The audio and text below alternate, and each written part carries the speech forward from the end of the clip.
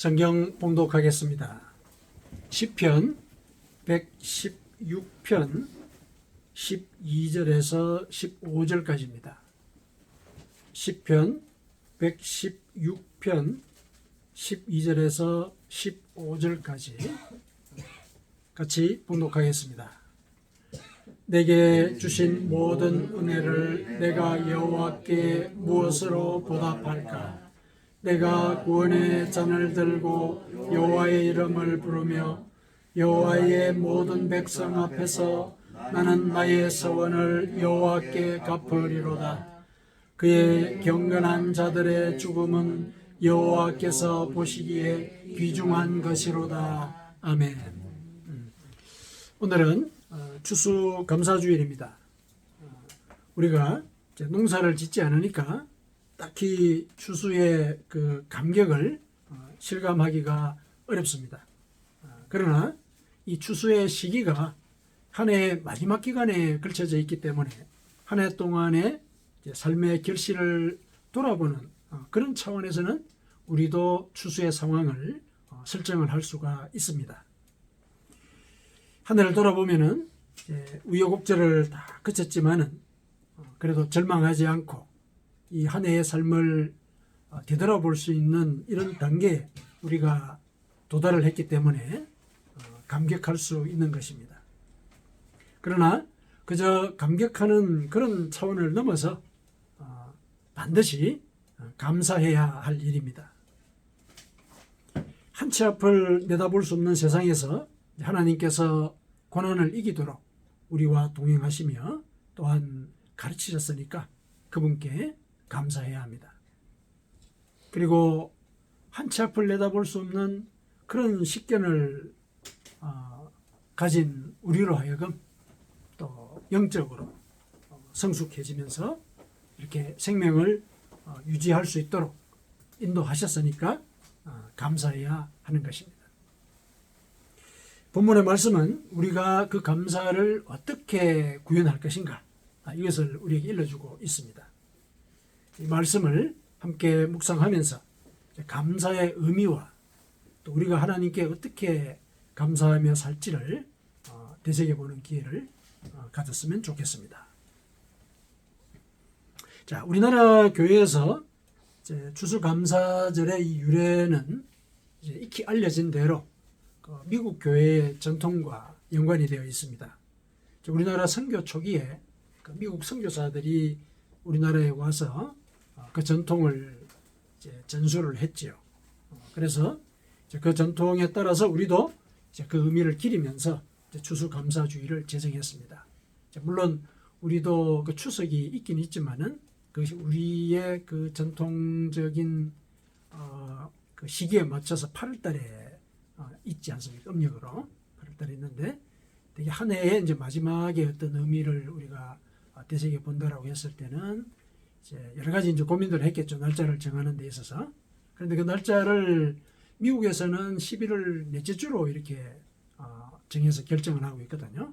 근데 우리가 지금 지키고 있듯이 11월 셋째 주일로 정했습니다. 왜 그러냐면은 11월 셋째 주일이 우리나라 선교 역사상 최초로 그 선교사가 우리나라에 입국을 해서 안정적으로 이렇게 정착을 한 때, 그때가 1884년 10월 26일인데요. 그날이 토요일입니다. 셋째 주 토요일이에요. 우리나라 최초의 선교사로 하는 분이 이제 알렌 선교사인데 그분이 복음 전도를 본격적으로 할 수 있는 준비를 갖춘 때가 11월 셋째 주일이었어요. 그래서 그 주간을 이제 기념을 해서 이제 셋째 주로 이렇게 결정을 했습니다. 다소 그 추수감사주의를 그 날짜를 정하는 그 이유가 조금 이제 뜬금이 없어 보일 수는 있기는 있거든요. 하지만은 이제 그 의미를 가만히 생각을 해볼 때 생명의 기회가 우리나라에 그 복음이 없는 우리나라에 전파되기 시작한 그때를 기념하는 것이기 때문에 그런 차원에서 본다면은 충분히 11월 셋째 줄로 그 일절을 정한 것에 대해서 우리가 의미를 충분히 이제 같이 공감을 할 수 있겠다 하는 생각이 듭니다. 그랬을 때 이제 그 의미를 우리가 생각해 볼 때 그 의미가 이 추수와도 연결이 된다. 이렇게 이제 우리가 생각해 볼 수가 있습니다. 추수라고 하는 것은 결국은 곡식을 수확을 해가지고 이제 겨울 동안에 생명을 유지할 수 있도록 이제 저장하는 그 출발점이지 않습니까? 그러니까 추수라는 것 자체가 생명과 관계 있다는 얘기죠. 그러니까 선교사가 복음을 본격적으로 전파한 것은 결국 우리의 영혼의 생명을 이제 보존하고 유지하도록 하는 그런 순간이었기 때문에 영적인 어떤 이 추수의 개념과도 연결을 시킬 수가 있겠다. 이렇게 이제 생각해 볼 수가 있습니다. 그리고 이제 실은 이제 그 선교사들의 그런 피와 땀의 노력과 또 우리 신앙 선조들, 이 성도들이죠. 성도들의 그 헌신에 의해서 우리가 또 이 복음이 우리나라 전역에 전파되는 이제 이런 역사들을 우리가 목격을 했고, 그를 통해서 이제 영적으로도 이제 큰 수확을 우리가 얻었다라고 얘기를 할 수가 있거든요. 그래서 이 추수감사주일을 11월 셋째 주일로 정한 것이 충분히 영적으로도 의미가 있다. 이렇게 이제 생각해 볼 수가 있습니다. 자, 성경에서 이 추수감사주일의 이 근거를 찾자면은 성경에 보면 수장절이라는 절기가 있습니다. 수장절. 출애굽기 23장 16절에 보면은 출애굽기 23장 16절에 하나님께서 이렇게 명령을 하셨어요. 수장절을 지켜라. 이는 내가 수고하여 이런 것을 연말에 밭에서부터 거두어 저장함이니라. 그러니까 이제 추수감사절의 그 의미가 그대로 드러나 있죠. 수장절 속에. 수장이라는 것이 이제 거두어서 저장한다 이런 뜻이죠. 수장절은 그 유대인들의 달력으로 보면은 7월 15일에서 22일 그 기간에 이렇게 지내는데요. 이걸 이제 태양력으로 이렇게 전환을 하면은 9월에서 10월경에 이렇게 해당을 합니다. 9월에서 10월경에 대충 이제 연말에 해당하죠. 그리고 이 수장절은 초막절 혹은 장막절이라고도 불려요. 왜냐하면 이 절기 동안에 광야에다가 장막 혹은 초막을 설치하고 거기서 7일 동안을 지냅니다. 왜 그러냐면은 이 장막 속에서의 이 삶이 선조들의 그 광야 생활을 기념하는 그런 의미가 있거든요. 하나님께서 이스라엘 백성을 광야에서 인도하신 은혜를 기리며 찬양하는 기간이 바로 그 수장절과 같은 거죠. 그래서 그거를 이제 장막절 혹은 초막절이라고도 이렇게 부른다고 이렇게 얘기를 할 수가 있습니다. 그러니까 이 절기는 이제 대략 그 연말에 해당하고 또 이때는 특히 농산물로는 포도와 올리브를 또 이 사람들은 수확을 합니다. 추수의 계절인 것이죠. 수확을 합니다. 그리고 이 장막절이라는 이런 그 행사를 통해서 하나님의 구원의 은혜를 이렇게 감사하게 되니까 가만히 보면 이것도 이제 추수의 그 의미, 추수 감사의 의미 이것과 연결이 됩니다. 그렇죠? 그러니까 추수 감사절에 우리가 이제 곡식을 수확하기까지 돌보며 인도하신 하나님의 은혜를 우리가 묵상을 하고 또 그 수확물을 저장함으로써 겨울 동안에 죽음의 두려움에 시달리지 않고 생명을 유지하게 된 것을 우리가 기념하게 되니까 그러니까 이제 추수감사절하고 수장절을 이렇게 연결시킬 수가 있겠다 이렇게 볼 수가 있습니다. 자, 그렇다면은 이 추수감사절이라고 하는 것은 결국 한 해 동안 하나님께서 우리의 삶에 동행하신 것에 대한 감사. 그러니까 추수라고 하는 것이 단번에 이루어지는 것이 아니지 않습니까? 봄날부터 여름의 땡볕과 태풍을 지나서 그 기간 동안에 돌보면서 무수한 시간들을 거기다가 투여를 하지 않습니까? 노력을 투여를 하죠. 그 기간 동안 그게 이제 우리의 그 일반적인 삶이죠. 농사를 짓지 않는 사람들이 농사에다가 이제 우리가 비유를 접목을 하자면은 우리의 삶도 이제 그러한 삶을 살아온 것이거든요. 이 노력의 그 과정들을 하나님께서 함께 동행하신 것, 이것에 대해서 이제 감사하는 것. 이제 추수감사절에서 하는 일이고, 또 생명을 연장할 수 있는 그런 계기잖아요. 추수가. 그렇죠. 그리고 한 해를 마감하는 이 시점에 내가 돌아보니까 내가 이 시점까지 살아왔으니까 이때까지 살아온 대로 하나님께서 나를 또한 지켜주실 것이라는 이런 믿음을 또 가질 수가 있게 되지 않습니까? 그런 소망을 품게 되는 것이죠. 그렇다면 새로운 생명을 주신 것을 또한 소망하는 것, 이것도 이제 감사할 일이지 않습니까? 그래서 추수감사절은 실은 이런 그 감사의 내용이 이제 두 가지인 거예요. 이제껏 지켜주신 것. 그래서 지금까지 살아와서 영적으로 육적으로 삶을 돌아볼 수 있는 그런 단계에 이르게 하신 것. 이게 감사할 일이고. 그리고 그렇게 지켜오신 대로 앞으로도 생명을 유지하며 지켜주실 것이라는 이것을 소망하게 하신 것. 이것도 감사한 일이죠. 두 가지 이제 이런 감사를 하나님께 올리는 이런 시절이 추수감사 주일이다. 이렇게 보시면 되겠습니다. 자, 그러면 이제 우리가 감사해야 될 이유가 분명히 있는 것이죠. 그렇다면 우리가 자발적으로 감사할 수 있지 않겠습니까? 왜냐하면 감사할 이유가 이렇게 있으니까. 가만히 생각해 보니까 하나님의 은혜가 없었으면 오늘이 없었겠다. 감사할 일이지 않습니까? 자발적으로 감사할 일이죠. 그리고 이후로도 나를 지켜주실 것이라는 소망을 품게 되었으니까 감사할 일이지 않습니까? 자발적으로 감사할 수 있거든요.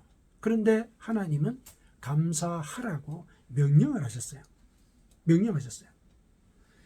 거기에 대해서는 이제 세 가지 절기에 대해서 딱 감사하라고 이 절기를 지키라고 이제 명령을 하셨는데 신명기 16장 16절에서 17절에 이렇게 명령을 하셨어요.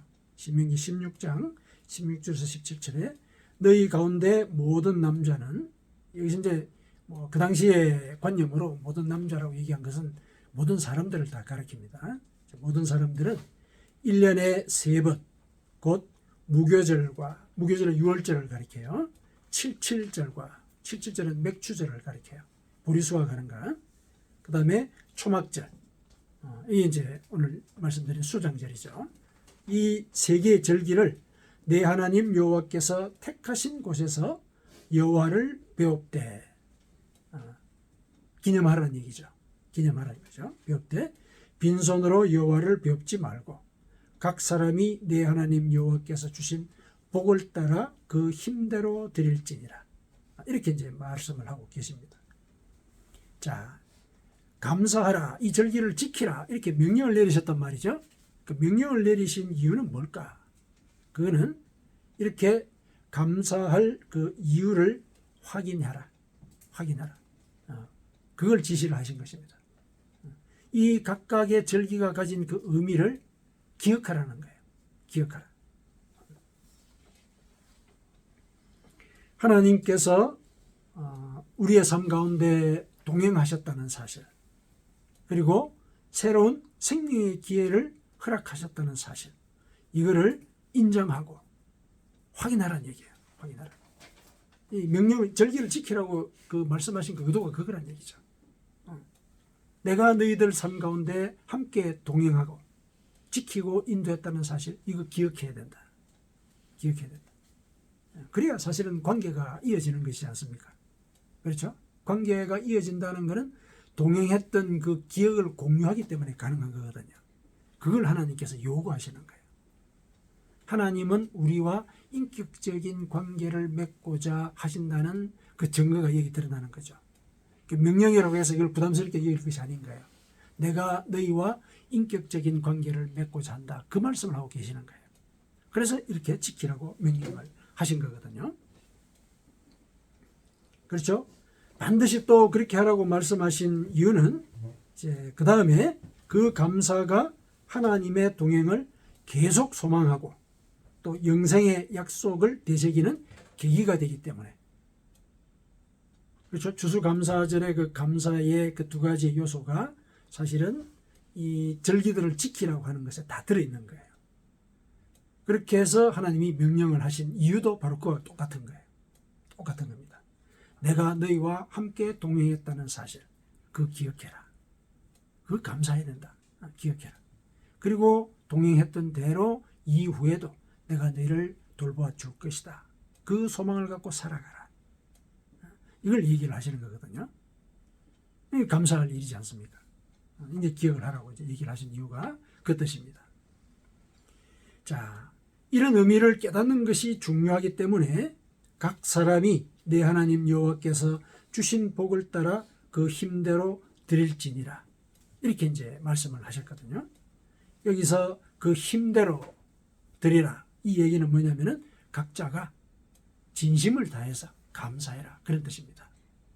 진심을 다해서 감사해라. 그 네 힘대로 하라는 얘기가 그런 뜻입니다. 그러니까 감사하는 마음, 이게 굉장히 중요하다는 얘기죠. 굉장히 중요하다. 마음이 먼저 동해야 그 다음에 몸이 움직이지 않습니까? 그러니까 마음 속에서 내가 과연 한 해 동안 하나님의 은혜를 어떻게 여기면서 살아왔는지, 기억이나 하면서 지내왔는지, 이거부터 이제 우리가 한번 돌아와야 되는 것이죠.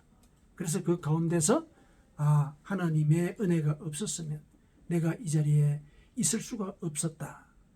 내가 지금과 같이 하나님께 찬양을 올리고 하나님이 내 아버지신 것을 고백할 수 없었겠다. 이런 깨달음이 먼저 있어야 되는 것이죠.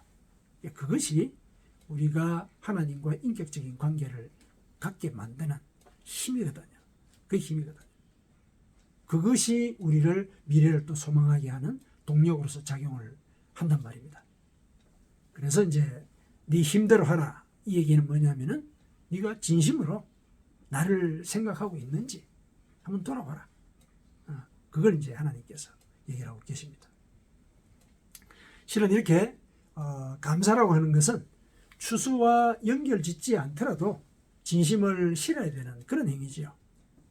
감사라고 하는 것은 인격적인 관계를 지속해 온 것을 확인하는 행위거든요.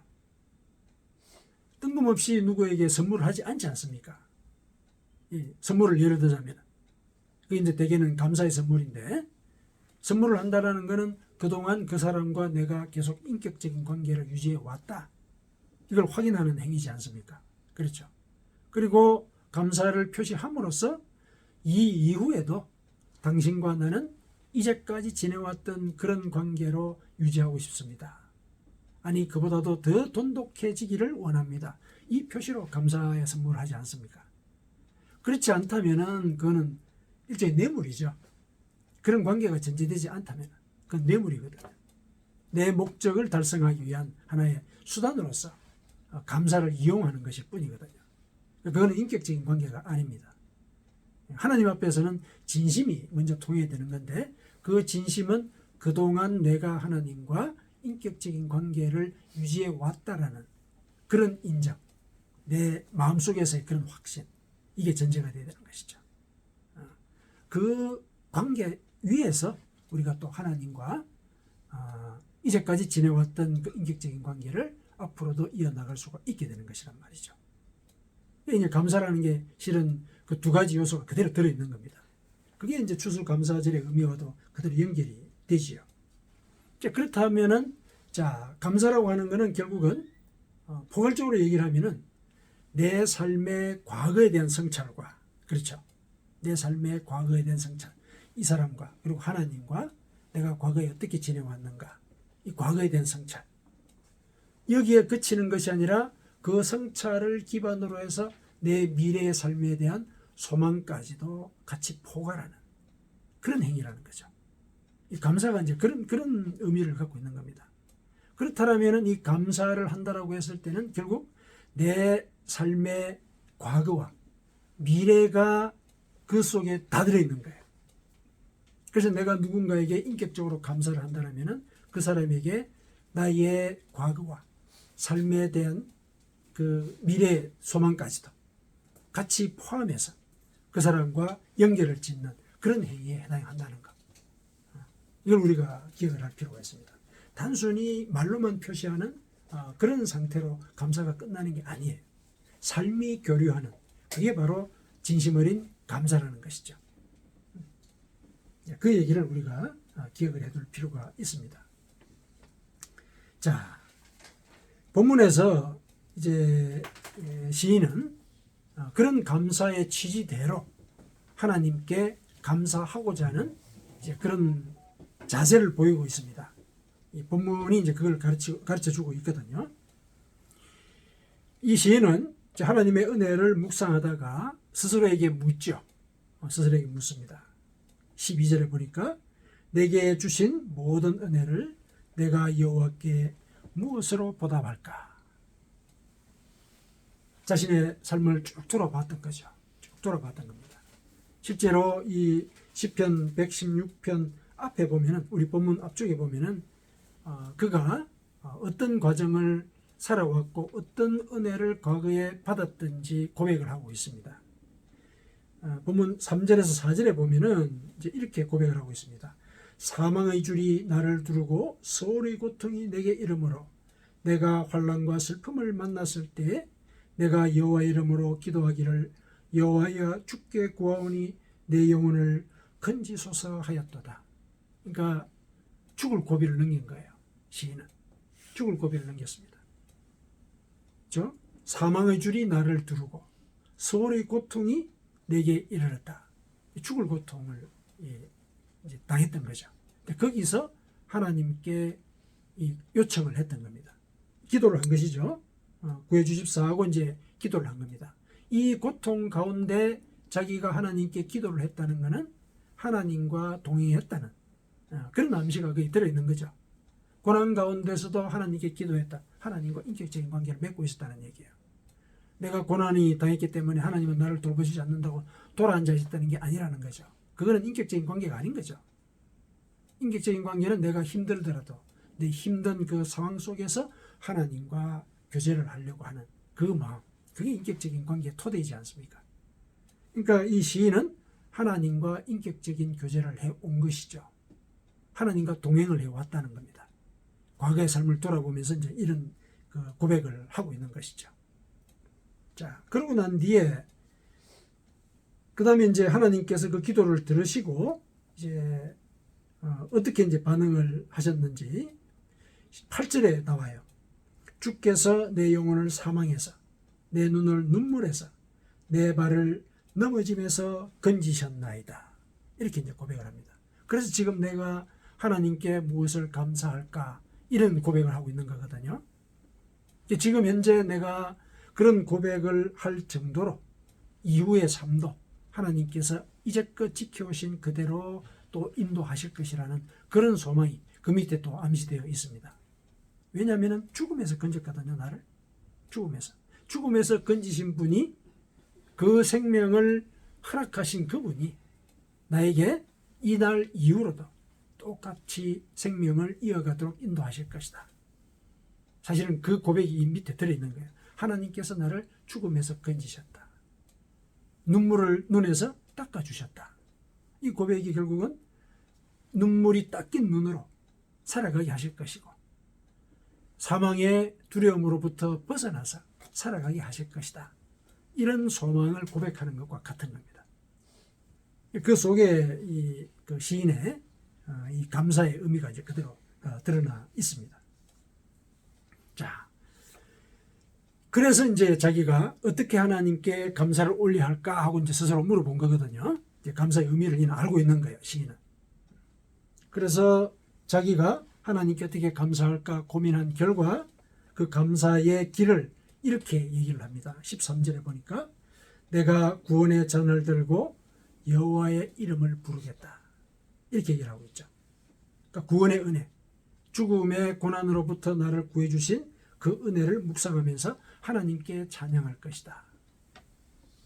이게 바로 감사하는 그 첫 번째 방법인 것이죠. 하나님께서 내 영혼을 구원하셨다.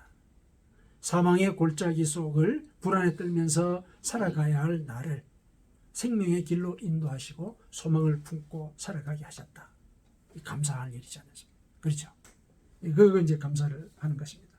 구원의 잔이라고 하는 것은 나를 이런 죽음의 공고함으로부터 구해내셨다는 것을 비유적으로 설명하는 말씀이기도 한데 유월절의 관습상으로도 연관이 있습니다. 그러니까 유월절에는 유대인들이 포도주를 4잔을 마신다고 그래요. 양고기를, 염소고기나 양고기를 먹으면서 포도주를 같이 마시거든요. 4잔을 마시는데 세 번째 잔을 그들은 구원의 잔이다 이렇게 부릅니다. 그 구원의 잔을 들고서 하나님을 찬양한다는 얘기는 유월절의 그 관습과 연관을 시키자면은 나를 죽음에서 구하셨다. 그거 찬양하는 행위지 않습니까? 유월절의 관습과 연관을 시키자면 그런 의미가 있는 것이죠. 구원의 잔이라는 건 이제 그런 의미가 있습니다. 앞서 그 영적으로 나를 구원하신 것에 대한 감사, 그게 유월절의 관습에도 그대로 다 드러나 있습니다. 자, 이렇게 나를 생명을 구원하신 분이시다. 여기에는 진심이 어린 감사가 따르지 않을 수가 없지요. 죽을 것 같은 그런 고통 속에서 나를 하나님께서 구해주셨다. 진심을 바쳐서 하나님께 감사해야 될 그런 일이죠. 당연히, 그죠? 그런 은혜를 이제 우리가 한 해 동안을 살면서 이제 받아온 것입니다. 어렵고 힘든 일들, 우여곡절이 올해도 참 많지 않았습니까? 우리 개인의 삶을 돌아볼 때 각양각색의 한숨거리들이 많이 있었습니다. 사람마다 여러 가지 어려움들이 있었기 때문에 그거를 뭐 이렇게 객관적으로 비교할 수는 없지만은 내 삶 속에서 나는 한숨을 지으면서 지내왔던 그런 일들이 많이 있습니다. 근데 지금 나는 이 자리에서 하나님께 예배를 드리고 있습니다. 하나님께 감사해야 될 일이죠. 이 자리에서 예배를 드린다는 것은 이제는 한숨을 그치고 하나님께서 나의 삶 속에서 앞으로도 동행하실 것을 소망하는 그런 행위이거든요. 내가 지금 그러고 있다는 거예요. 그러니까 나는 하나님께 감사를 표시하는 하나의 길로서 나를 이제껏 인도하신 그 은혜를 묵상하고 그분의 은혜를 찬양하는 이런 일을 할 것이다. 이게 하나의 길이라는 거죠. 감사의 길. 자, 두 번째는 이제 어떻게 감사를 하느냐면은 14절에 나와 있습니다. 여호와의 모든 백성 앞에서 나는 나의 서원을 여호와께 갚을 것이다. 이게 이제 감사의 두 번째 방법입니다. 자, 서원을 갚는다라는 것은 약속을 지킨다는 얘기죠. 그렇죠? 서원이라는 게 이제 맹세하는 거지 않습니까? 약속을 지킨다는 거거든요. 하나님의 자녀는 하나님과 무엇을 약속을 합니까? 당연히 하나님의 말씀을 지킬 것을 약속을 하는 것이죠. 그렇죠? 그래서 여호와께 서원을 갚는다는 얘기는 내가 하나님의 말씀을 지키겠습니다. 이 얘기예요. 그러니까 하나님께 감사하는 방법이 바로 하나님의 말씀을 지키는 것이다. 이렇게 우리에게 일러주고 있습니다. 시인이 느끼는 그 감사의 방법이 우리가 구원받은 자로서 살아가는 그 길에 그대로 적용이 되는 겁니다. 하나님의 말씀을 지키는 것이 바로 하나님께 감사하는 일이라는 얘기예요. 하나님께 감사하는 것. 실제로 예수님께서도 그렇게 권면을 하지 않으셨습니까? 너희가 나를 사랑하면은 내 계명을 지켜라. 이렇게 얘기를 하셨죠. 계명을 지키는 것이 나를 사랑하는 것이고 내 안에 거하는 것이다. 내 안에 거한다는 게 뭡니까? 내 안에 거한다는 게 그분과 인격적인 관계를 유지한다는 것이죠. 인격적인 관계. 인격적인 관계라는 것이 결국은 과거로부터 지금까지 그분이 나와 동행하셨다는 것, 그거를 묵상하고 앞으로도 그렇게 나와 동행하실 것이라는 것을 소망하는 그런 일이 벌어지는 관계가 바로 인격적인 관계거든요.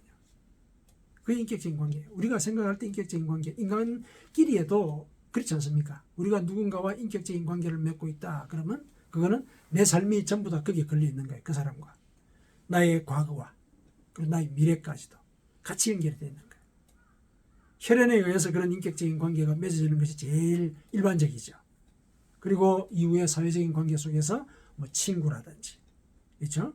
뭐 스승과 제자라든지 이런 경우들도 보면은 그 관계가 결국은 그 사람의 과거와 미래까지도 다 연결되어 있는 그런 공간이 바로 인격적인 관계거든요. 거기에서 진심 어린 감사가 나오는 겁니다. 그 토대에서 우리가 결국 내가 존경하고 감사를 표시하는 그 사람의 말, 그 사람의 뜻을 지키려고 하는 그런 마음도 같이 생기지 않습니까? 그런 것이죠. 그래서 하나님께 감사한다라고 했을 때 그분의 말씀을 지킨다는 것이 왜 그분께 감사하는 것이냐? 그분의 말씀을 지키는 것은 그분의 뜻을 따르는 것이다. 그분의 뜻을 따르게 되면은 이제 결국은 인격적인 관계가 더 돈독해지게 된다. 그러면 이제 또 우리가 생각했던 그 감사의 의미를 그 관계 속에서 구현을 할 수 있는 일이 생기게 된다는 것이죠. 그래서 하나님의 말씀을 지킨다는 것, 이것이 하나님께 감사하는 그런 방법이라는 것, 이걸 기억을 하십시다. 그래서 우리가 추수감사절의 그 의미를 두 가지 요소로 우리가 살펴보지 않았습니까? 두 가지 요소. 과거에 하나님께서 나와 동행하셨다는 것을 기억하는 것, 인정하는 것. 그리고 이후로도 그렇게 나를 지켜주실 것이라는 것을 소망하는 것. 이게 추수감사절의 그 감사의 의미라고 그랬거든요. 그래서 이 의미 그대로 우리가 이 삶 속에서 그 감사를 실천한다라고 했을 때 그럼 어떻게 할 것이냐. 그건 역시 그 감사의 의미 그대로 하나님께서 내 삶 속에 동행하시면서 나를 지키고 인도하시며 영적으로나 육적으로 성장하도록 이끌어 주셨다는 거, 이거 기억하면서 찬양하는 것이죠. 그리고 그분의 말씀을 지키는 것. 그분의 말씀을 지키는 것이 결국 우리의 소망을 이루는 길이에요. 왜냐하면 우리가 그분의 말씀을 지킬 때 그분이 우리 안에 거하신다 그러지 않았습니까? 그분이 우리 속에 내면화되는 거예요. 그러면 뭐라고 그러셨어요? 너희가 내 안에 있고 내가 너희 안에 있으면 원하는 대로 다 구해라. 그대로 이루어질 것이다. 그렇게 약속을 하셨거든요. 그 약속이 오늘 본문에도 나와요. 오늘 본문에도 15절이 그겁니다. 그의 경건한 자들의 죽음은 여호와께서 보시기에 귀중한 것이로다. 그의 경건한 자들, 경건한 자들이 앞에 얘기했던 그런 감사 생활을 하는 자들이죠. 하나님께 감사를 그렇게 표시를 하니까 경건하게 사는 자들이지 않겠습니까? 그들의 죽음이라는 것은 여기서 멸망이 아니죠. 하나님께서 그들을 받으시는 그 순간이지 않습니까? 그들을 받으시는 순간. 영광의 미래예요. 영광의 미래. 그러니까 영광의 미래니까 하나님께서 보시기에 귀중한 것이죠. 그러니까 우리의 미래까지도 하나님께서 보장하게 하는 그 통로가 바로 감사라는 거예요. 하나님께 대한 감사. 그 감사에 대해서는 이제 그 신명기에서도 우리에게 그 파급 효과에 대해서 얘기를 해주고 있습니다. 이 15절의 이 말씀을 좀 더 구체적으로 설명을 하자면은 이렇게 얘기를 해볼 수가 있습니다. 신명기 16장 14절에서 15절에 구체적으로 이렇게 얘기를 하고 있어요. 절기를 지킬 때에는 아까 세 가지 절기를 지키라고 말씀하지 않았습니까? 절기를 지킬 때에는 너와 네 자녀와 노비와 네 성중에 거하는 레위인과 객과 고아와 과부가 함께 즐거워하되 베풀라는 얘기예요. 내가 하나님께 감사할 때 그 감사하는 마음을 이웃에게도 전할 수 있어야 한다. 그게 물질적이든 그 다음에 말로 하는 것이든 마음을 전하는 것이든 어떻든 이 감사라고 하는 것은 네 혼자만 품고 있는 게 아니고 이웃에게 전할 수 있어야 한다. 특히 이제 가난한 이웃에게 전할 수 있어야 한다. 이렇게 얘기하고 있죠. 그때 내 하나님 여호와께서 택하신 곳에서 너는 이래 동안 내 하나님 여호와 앞에서 절기를 지키라는 얘기죠. 그런 일을 계속 하라는 얘기입니다. 내 하나님 여호와께서 내 모든 소출과 내 손으로 행한 모든 일에 복을 주실 것이니 너는 온전히 즐거워할지니라. 감사를 실행을 할 때 하나님께서 네 모든 소출과 네 손으로 행한 모든 일에 복을 주실 것이다. 그러니 너는 온전히 즐거워하라.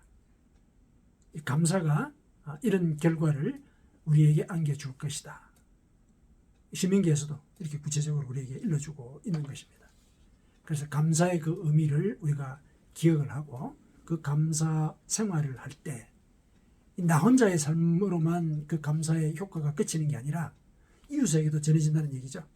그들과 함께 즐거워한다는 얘기는 뭐냐면은 그들이 하나님의 은혜를 받게 되어서 함께 하나님을 찬양하는 그 길에 들어올 수 있다는 거예요.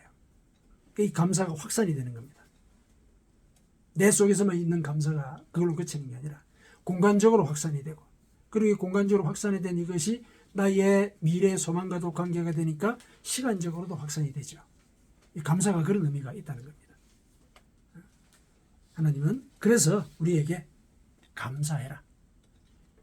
감사해라. 이렇게 우리에게 명령을 하신 것입니다. 사랑하는 성도 여러분, 감사는 우리의 과거와 미래가 하나님의 은혜에 달려 있음을 인정하는 그런 행위입니다. 하나님께서 고난 가운데서도 우리와 동행하시며 지키고 돌보셨기 때문에 우리에게 현재가 있고 그 은혜를 깨달음으로써 미래도 마찬가지로 소망할 수 있게 되었습니다. 어떻게 감사하지 않을 수가 있겠습니까? 그 감사에는 진심이 실릴 수밖에 없습니다. 우리의 진심은 하나님의 구원의 은혜를 인정하고 그분의 말씀을 지킴으로써 표현됩니다. 그렇게 감사함으로써 내 모든 소출과 내 손으로 행한 모든 일에 복을 받으시고 하나님의 구원의 은혜를 소망하며 온전히 즐거워하는 삶을 사시기를 축원합니다.